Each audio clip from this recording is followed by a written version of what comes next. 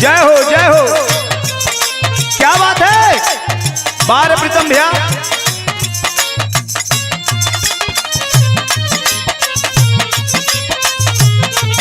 मिजाज में ब्रजेश।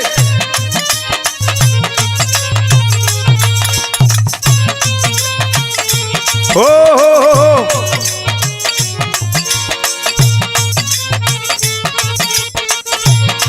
क्या बात है।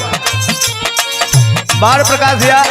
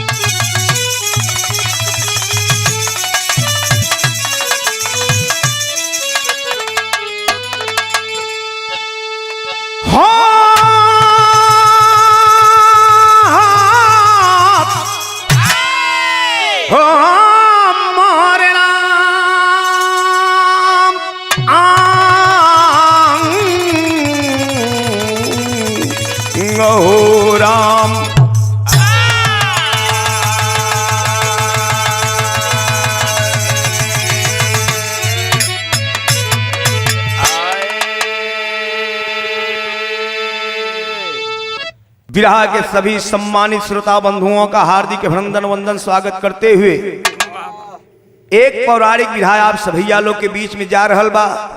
आइए हमारे साथ भूमिका संकेत है। बांध कर ताज ऋतुराज हंसने लगे, करते कुलेल कुंजन में गुंजन भ्रमर, रस भरी मंजरी रस लुटाने लगी, प्रेम पानी में डूबा दीवाना जिगर, विष्णु भगवान वन में विचरते रहे, हो गया कांति कानन में शिव से मिलन, कर नमन शिव जी बोले नरम हो बचन, आपकी लीला अनमोल जग में सुजन।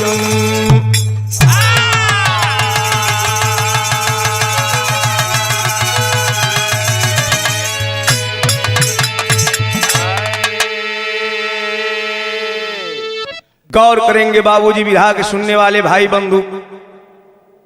एक बार भगवान विष्णु और भगवान भोलेनाथ दोनों लोग वन भ्रमण की इच्छा से वन में निकल पड़े और जब घोर जंगल में पहुंचे हैं लोग, दोनों लोग से मुलाकात होती है।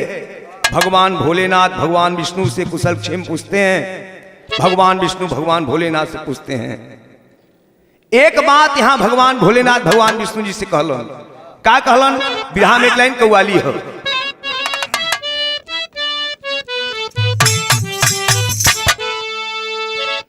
कौनो लड़की कौनो लड़का से, चाहे कौनो लड़का कौनो लड़की से एगो बात कहले रहे, और नजरे मिला मिला के, अरे नजरे मिला मिला के मुस्कुराइए गया, नजरे मिला मिला के मुस्कुराइए गया। बाबा क्या बात है, बाबा हाजिर बा।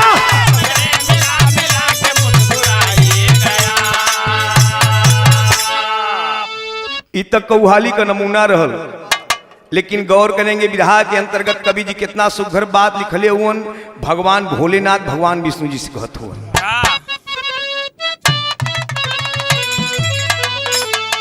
अरे शिव जी कहे, अरे शिव जी कहे न भूलेंगे उपकार आपका, शिव जी कहे न भूलेंगे उपकार आपका।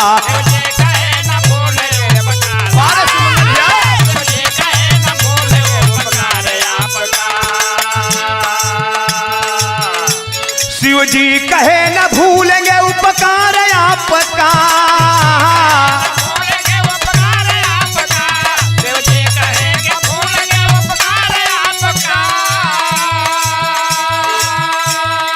और शिव जी कहे न भूलेंगे उपकार आपका।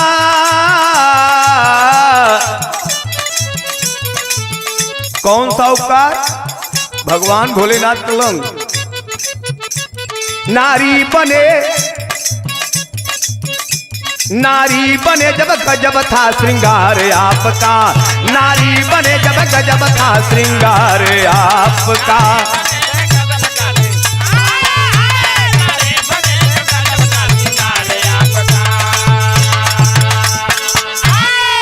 ए भैया, भगवान भोलेनाथ कलन की प्रभु बड़ा दिन के बाद मुलाकात भई।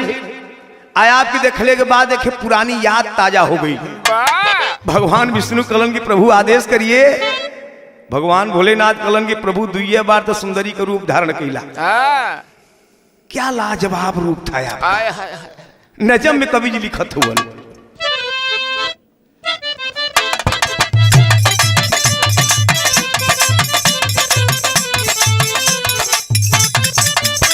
वह रूप मोहनी का एक बार फिर दिखा दे। यह कहलन भगवान भोलेनाथ भगवान विष्णु जी से कि प्रभु एक बार हमरो प्रार्थना स्वीकार कर ला। वह रूप मोहनी का एक बार फिर दिखा दे, नैनों की प्यास पल में परमात्मा बुझा दे।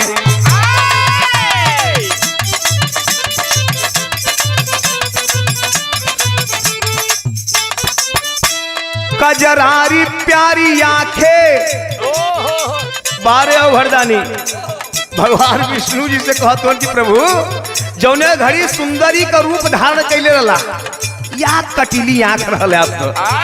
कजरारी प्यारी आंखें पतली बहुत कमर थी, लगता 16 बरस से अधिक नहीं उम्र थी।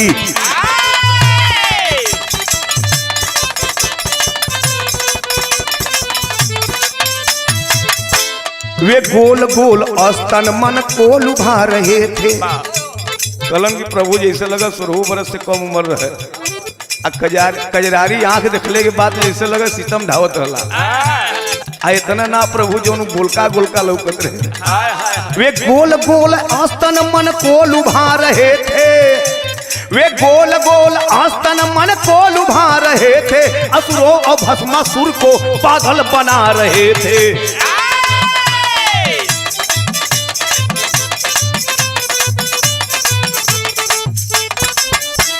असुर समझ न पाए,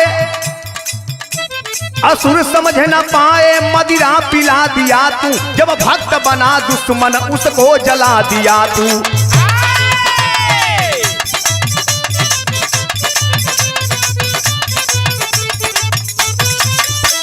है आरजू हमारी एक बार बने नारी, है आरजू हमारी एक बार बने नारी। होगा न कोई गड़बड़ भगवान चक्रधारी।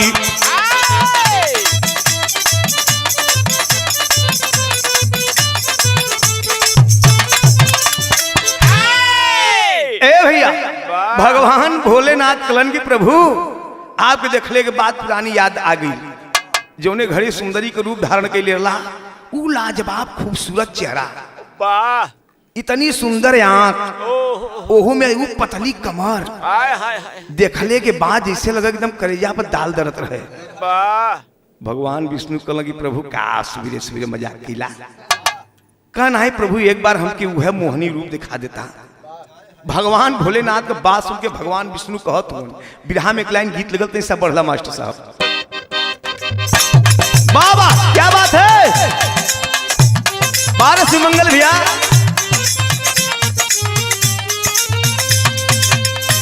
कौनो ही मेहरारू को परेशानी बा, कहत रहे गाल देला मीस हो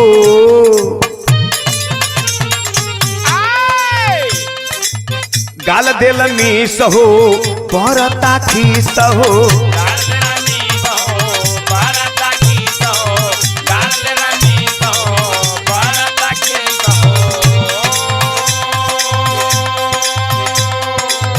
आधा आधा घंटा ले ले त बड़ा किस हो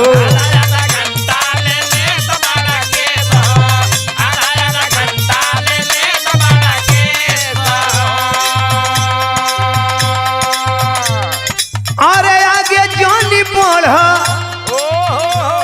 देखा छूटता पसीना आगे जानी बढ़ा देखा छूटता पसीना पसीना पसीना आवाए फूल गेना हो आवाए फूल गेना डोलावता निबेना आवाए फूल गेना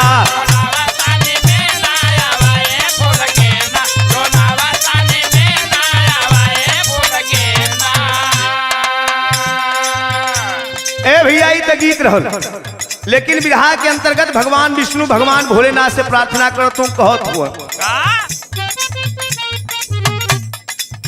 विष्णु लाचार हो बोले मन मार हो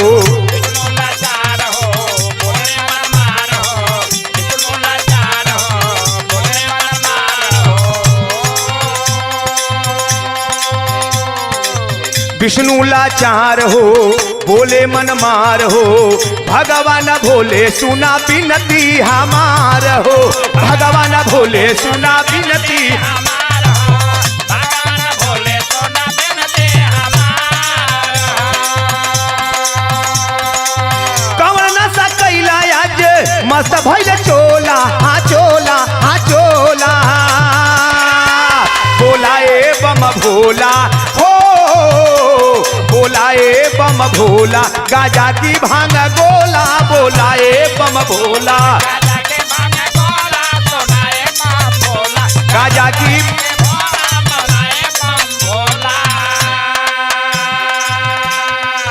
भगवान विष्णु कलन की प्रभु कवन नशा का क्या गिला भगवान भोलेनाथ कलन की प्रभु हम कोनो नशा ना कैले हमके बस एक बार वह मोहनी के रूप के दर्शन करा दा भगवान विष्णु एगो बात और कहलन टूटा भंगी बाबा नहीं विश्वास बा कटवा से आवत नहीं फूल के सुबास बा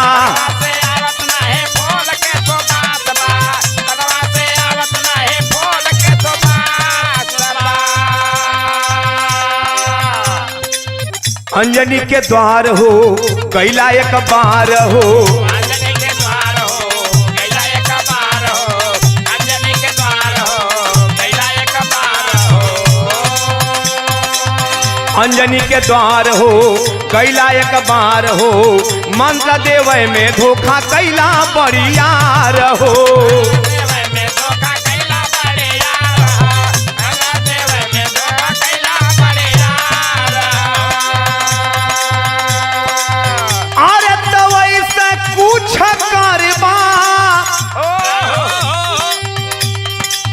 वैसे कुछ करबा आभास कुछ होला हाँ होला हाँ होला बोलाए बम भोला हो बोलाए बम भोला गाजा की भांग गोला बोलाए बम भोला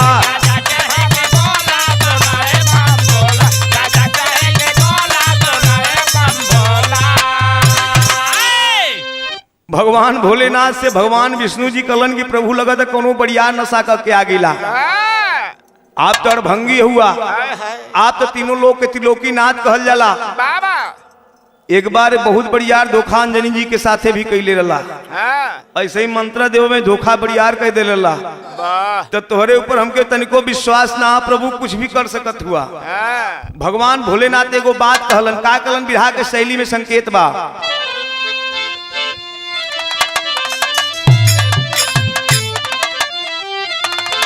अरे मोरे राम माना मोर बचनिया हरी अरे माना मोर बचनिया ए हरी शिव जी कहे शर्म से बिगड़ी नाही पनिया। अरे हाँ पनिया पनिया पनिया पनियो पनिया। शिव जी कहे शर्म से बिगड़ी नाही पनिया। माना मोर बचनिया ए हरी। भगवान भोलेनाथ कलन की प्रभु ऐसा कोनो काम न करब जोने से कि आपके कोनो तरह का दिक्कत हो, परेशानी हो, ठेस लगे। भगवान विष्णु जी कलन की प्रभु हमके तनिको तोहरे पर विश्वास ना हो, कब खेला कर जीबा। चौकड़ा में भाव लिखत होन कवि जी। अरे भरमाए भोला विष्णु को बार बार यही करत रतन।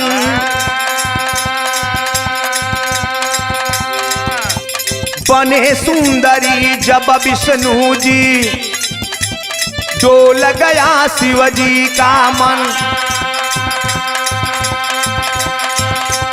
फर्क नहीं धई पटक जमी पर जबरी पानी लगे लुटन। अरे पेट फूलल विष्णु जी झंख है, पेट फूलल विष्णु जी झंख है। तन से पैदा हुआ ललन बोला।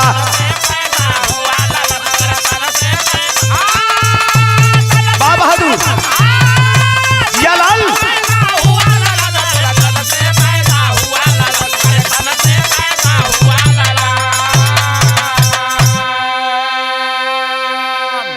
भगवान भोलेनाथ प्रार्थना किलन की प्रभु वही मोहनी सुंदरी रूप का एक बार हमके दर्शन करा दा। हम आपसे वादा करती कौन भी हमरी तरफ से दिक्कत गलती न हुई। भगवान विष्णु बात सुना सुना तो उनके झांसा में आ गिलन। भगवान शिव के हट के आगे भगवान विष्णु परास्त हो गिलन। अब कच्छ से भगवान विष्णु जो बाणे अपन भव सुंदरी का रूप धारण किलन। जब देखलन भगवान भोलेनाथ मदमस्त जवानी में एकदम मातल कोनो सुंदरी का रूप देखा है। अब भगवान भोलेनाथ के रही ना गयल। अब उठाए के तुम तो झट से हुई धरती पर पटकलन और जौन ना करे कि वो कह दिलन। और जब वो कह दिलन तो कैला के बाद तो भगवान भोलेनाथ कैलाश पर्वत पर भगलन। अब इधर बड़ा चिंता में भगवान विष्णु सुंदरी के रूप में पड़ल कि प्रभु हम का कहानी है। अब बहुत जल्दी जल्दी जाके जल्दी जल्दी अपन खलास करूलन। एक सुंदर लड़का के जन्म भयल। वो सुंदर लड़का के छोड़ के भगवान विष्णु क्षीर सागर में गईलन। लेकिन आगे भइल का विरहा में गीत लगल।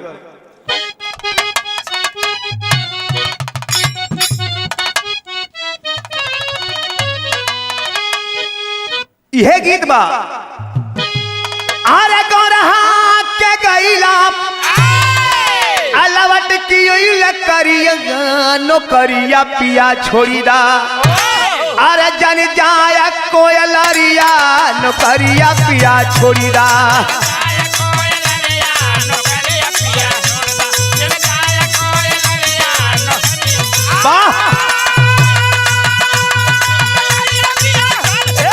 बाप हजूर बाप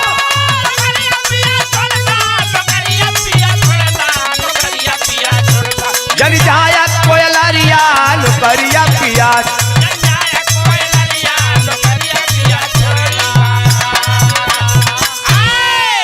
लेकिन बाबूजी देखें इधर भगवान विष्णु सोचत हो मन ही मन में का सोचत हुआ। अरे धोखा में खेल भइले आ भौरा लुट लहरिया नजरिया कर घायल। अरे बर्बाद भइल उमरिया नजरिया करे घायल।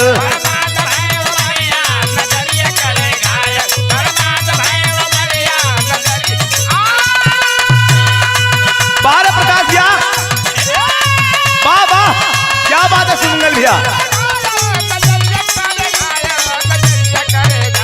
बर्बाद भइल उमरिया नजरिया करे घायल।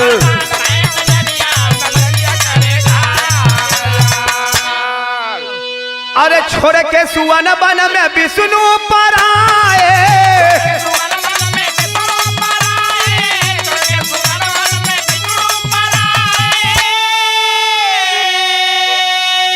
अब पैथालम नरेश राज शेखर वहां आए।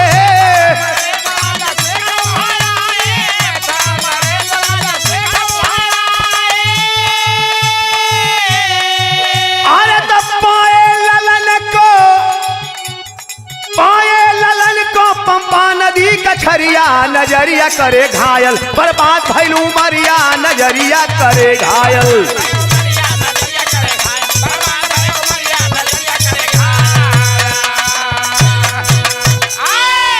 ए भैया, भगवान विष्णु सुंदरी के रूप में जब गर्भवती हो गई सुंदरी मोहनी रूप में, तो जाए कोई पंपा नदी के कछार में बैठ के किनारे बैठ के वो जल्दी जल्दी लड़का के गिरा दिलन।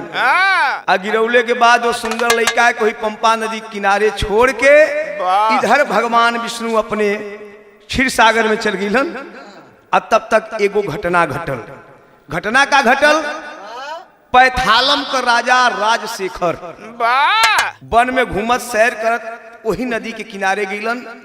आ जब लड़का के रोवे के आवाज मिलल तो राजा राजशेखर लड़का के पास गयल हुआ और उठा के लड़का के लेके गोद में अपने घरे खातिर चलन हुआ। यह सोचत हुआ। बिरहा में गीत लगल मास्टर साहब,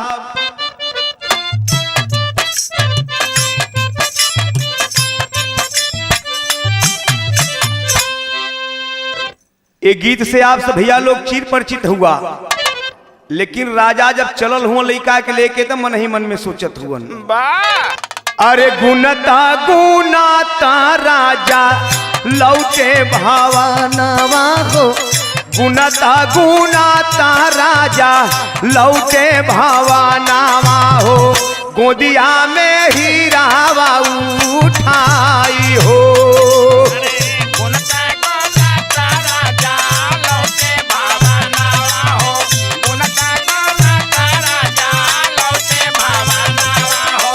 गोदिया में हीरावा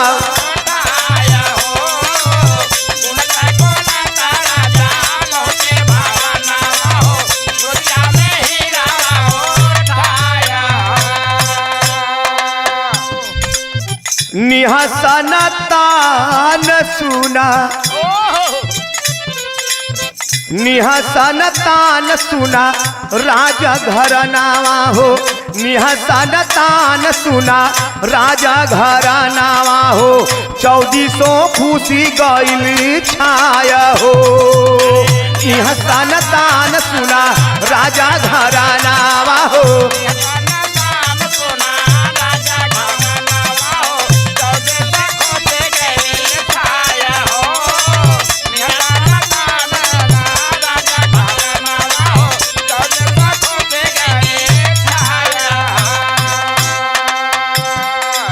ए बाबू जब वो लड़का के लेके राजा राजशेखर अपने पैथालम में पहुंचल हुवन, जब नगर के वासी लोग देखलन सगरो खुशी के लहर छा गई।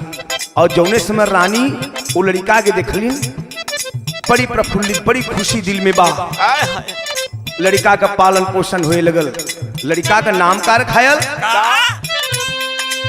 अरे नाम आइया पन मारी कांतन रखाई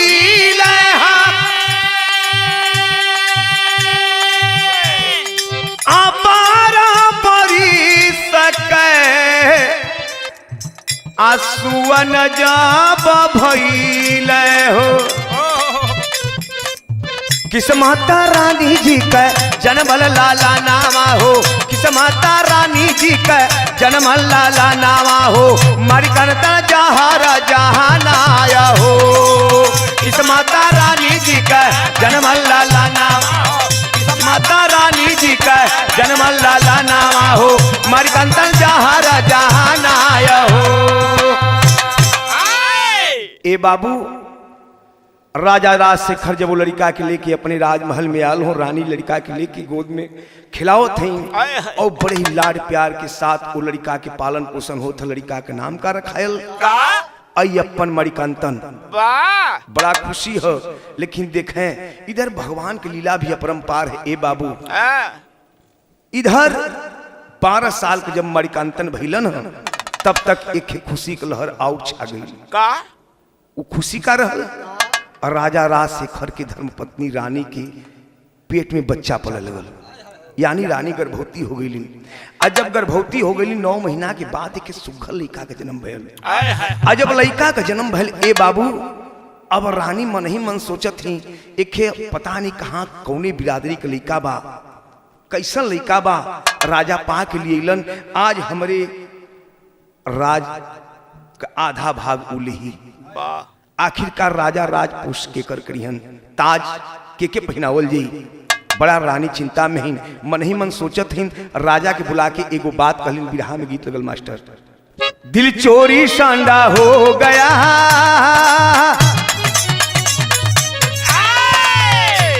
दिल चोरी सांडा हो गया, अब की करियो दिल चोरी सांडा हो गया,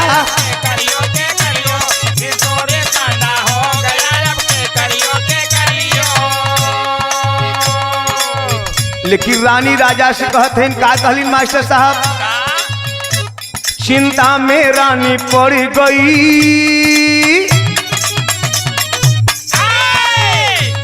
चिंता में रानी पड़ गई, अब का होई चिंता में रानी पड़ गई, का होई चिंता में रानी पड़ गई, अब का होई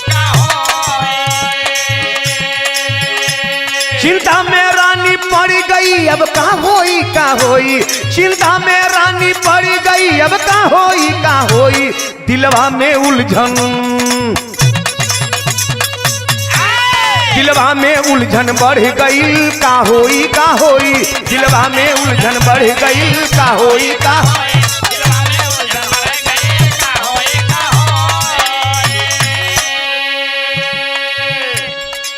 रानी के दिल में एगो बात सतावत बा, जो बात की अपने पतिदेव महोदय से कहती,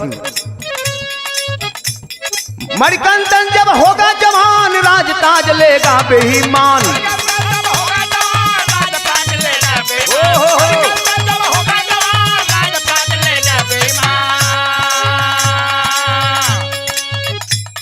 मणिकंदन जब होगा जवान, राज ताज लेगा बेईमान, कुछ गलत करन को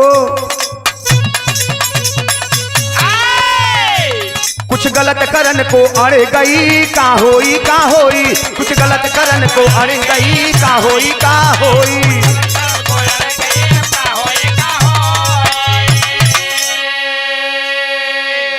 रानी अपने पतिदेव महोदय से यानी राजा से कहलिन कि स्वामी एक है अपन खून, जोने खून के 9 महीना अपने खून में और पेट में पाल के जन्म देली, आज वो लड़का का आधा का बंटवारा करवा देला। पता नहीं कौने बिरादरी के लड़का आप उठा के लेके अला। राजा कहलन कि हाँ प्रिय तुम सही कह रही हो। अब उ रानी एगो काम कैलिन, काम का कैलिन मास्टर साहब, बिरहा में पहपट संकेत बा,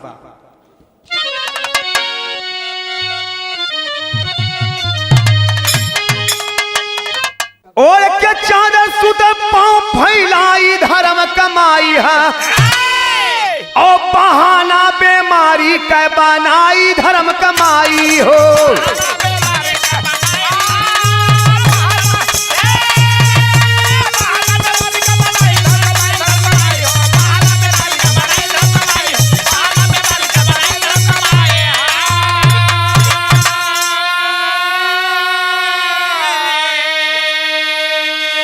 ए भैया इधर रानी राजपाट का चिंता दिल में सतावत बा, रानी जाके चादर ओढ़ के सुत गईली, बीमारी के बहाना बनौली, राज वैद्य आए इलाज करना शुरू किए, लेकिन कोई फायदा नहीं हुआ।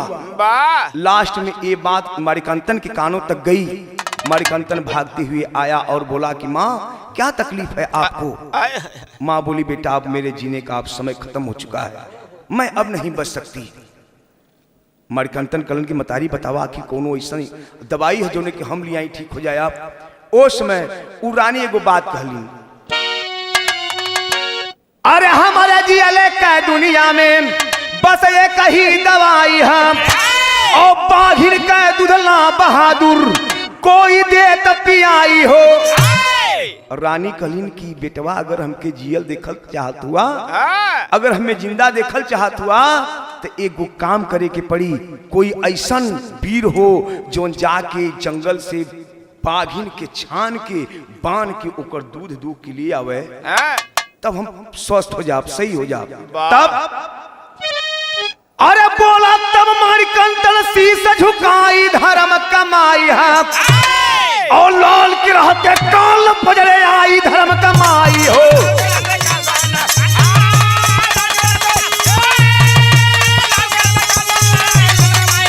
बाबा क्या बात है।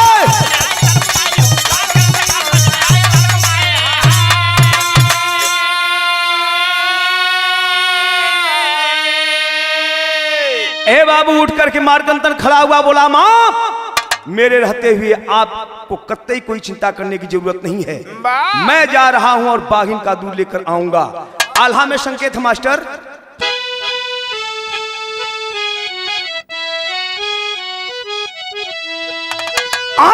दुनिया में जे कर बाप अमाई तेजाधारी अब बेटवा भी होला जग में वैसा तेजावान।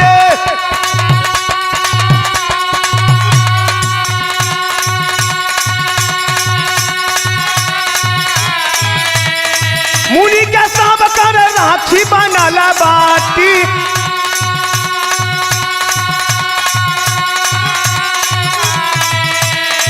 मुनि के सब कर बनल राक्षसी बेचारी।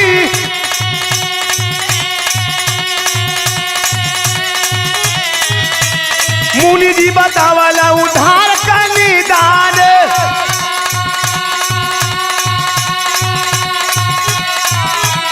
विष्णु शिव के आंसू से लाला न जवर होई है।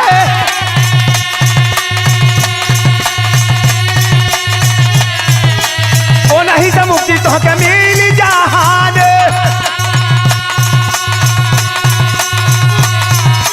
बड़े बड़े का राजा के चलल वही छनावा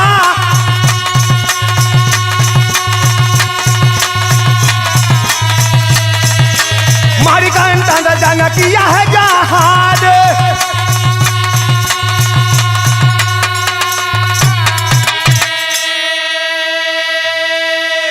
ए बाबू मां से वादा करके आई अपन मारिकंतन महाराज चल दिए वन के लिए। बाघिन का दूध लियावे खातिर जब चलल हुवन वन में, घोर जंगल में जब पहुंचल हुवन, इधर राजा रानी दोनों आपस में बड़ा खुश प्रफुल्लित मन से बतियावत होन कि अब तो हमन के रास्ता का साफ साफ कांटा साफ हो जाई। काहे काहे कि दंतन मुनि को धर्म पत्नी दंतन मुनि अपने धर्म पत्नी के श्राप दिलन कि जाओ कलयुग में तुम महिषी राक्षसी के रूप में जन्म लोगी। वही महिषी उस घोर जंगल में घूम रही थी, अपने पतिदेव से यानी दंतक मुनि से प्रार्थना करने की प्रभु आखिरकार हमारा उद्धार कैसे हुई। उस समय मुनिवर कहलन कि जाओ कलयुग में जब भगवान भोले और भगवान विष्णु के अंश से जो लड़का पैदा होगा उसी से तेरा उद्धार होगा। बाबू अय्यप्पन मारिकंतन जब उस घोर जंगल में गए, महिषी गरज करके सामने से आई और दोनों ओर से वार विवार होने लगा। लास्ट में मारिकंतन महाराज उस महिषी को मारकर गिरा दिए और श्राप से मुक्ति दिलाए। और आगे जब बढ़े जाकर के बाघिन का दूध दूध के लेके इलन, और जब लेके गए राजा रानी देखलन, अबाक रह गिलन। देख करके रानी रोने लगी और रो करके बोली कि बेटा मुझे विश्वास नहीं था, मेरे दिल में मलाल था, मुझे क्षमा कर दो। उसी समय अय्यप्पन महाराज जाकर केरल में सौरी पर्वत पे आसन लिए और जब आसन लिए तो राजा राजशेखर और रानी दोनों लोग जाकर के एक मंदिर की स्थापना कराए और उसी मंदिर में आज तमाम लोग जाकर के दर्शन करते हैं, भजन करते हैं, प्रार्थना करते हैं, अर्चना करते हैं और सबके मन की मुराद पूर्ण होती है। बिरहा में खड़ी का भाव लगल, अरे बिरला लोग जाने हाय विधाना का खेल और तब भइला तीर्थया सथानावा लागेला मेलावा।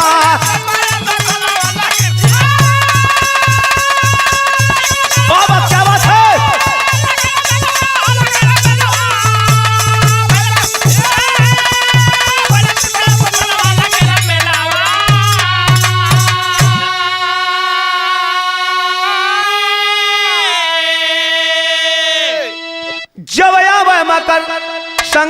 का त्योहार हो, नवंबर से जनवरी तक है भीड़ अपार हो। जब मकर संक्रांति का त्योहार आता है, नवंबर से लेकर के जनवरी तक वहां भीड़ अपार, तमाम लोग वहां भगवान का दर्शन करने के लिए जाते हैं और सबके मन की मुराद पूर्ण होती है। तब अरे करेला पूजन भक्त अभैल तीर्थया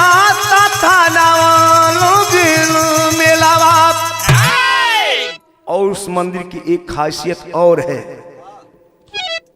गाय का घी नारियल से पूजनवा, आप पूजला पुरुष वहां जाली ना जाना नावा।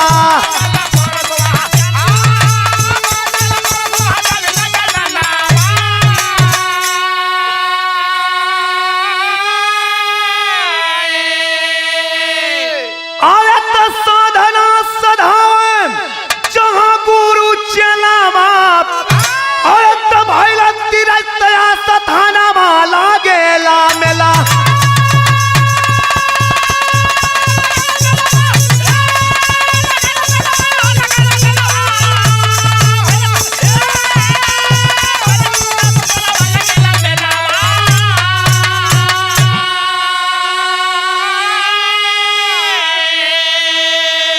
गुरु गणेश गुरु रामलाल गए स्वर्ग में बच्चन पावन, रामदेव चंद्रिका कवि पुजारी राम खेलावन।